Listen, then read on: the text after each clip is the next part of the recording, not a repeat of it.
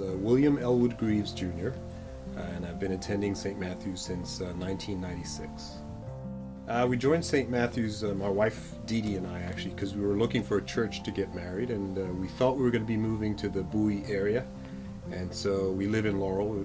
We were looking for a church in Bowie, and we searched high and low for churches, went and saw some really beautiful ones in the area, and then somehow stumbled into the parking lot of St. Matthew's one day, and were greeted by a parishioner and the pastor at the time. Met him for 5 minutes and said, "This is the guy who's going to marry us," and we've been here ever since. I think the missions, especially those overseas, when I joined, the main overseas mission was to Juarez, and I was never able to go, but I always wanted to.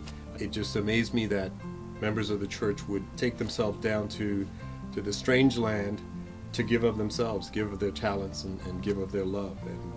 And so eventually I got more involved with the missions part of St. Matthew's. For our children, they grew up in this church. Liam was a mascot for the UMYF. They threw a shower for him.